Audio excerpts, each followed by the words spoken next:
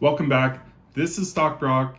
This week gave investors a pretty uncomfortable mix: the job market weakening, oil prices surging, and the market starting to worry about stagflation once again.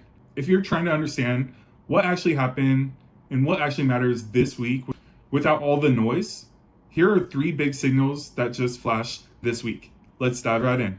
In this video, I'm breaking down this week's market move in a simple way: what happened, why stocks reacted, and what I'd watch for next as an investor. Point number 1, the jobs report was a big problem. No, it wasn't a good report. And last month, it was a great report, but it's not usual to have something where we have 126 or 136,000 jobs down to negative 92,000. The biggest shock this week was the February jobs report number. Instead of adding jobs, the US economy reportedly lost 92,000 jobs, while the unemployment rate moved up to 4.4%. That matters because it suggests the labor market may be cooling faster than investors expected. Markets generally do not like surprise weakness in jobs data because it raises concerns about economic growth and consumer demand. Point number 2, oil spiked at the same time. Normally, weaker growth could be good for stocks if it means lower inflation and more rate cut hopes.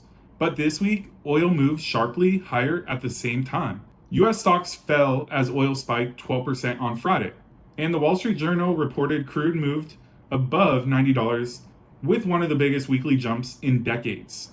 That's a bad combo because rising energy costs can keep inflation sticky even as growth weakens. That's why people started throwing around the word stagflation again. And point number 3, the Fed setup got messier. The third signal is that oil made the Fed story a little bit more complicated. If the economy weakens, markets usually start hoping for rate cuts. But when oil jumps this fast, inflation can stay sticky for longer.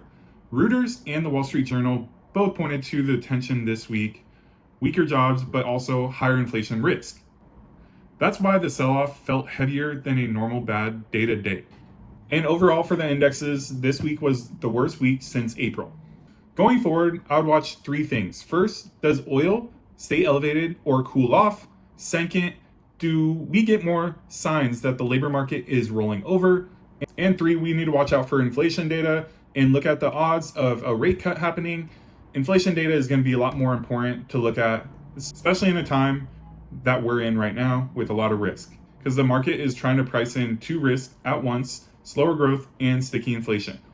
In closing, it wasn't just a random red week. The market got hit with a tougher macro mix: weaker jobs, higher oil, and more uncertainty around the Fed. If you like this video, make sure to like, comment. Thanks for watching. This is Stock Broc. Peace.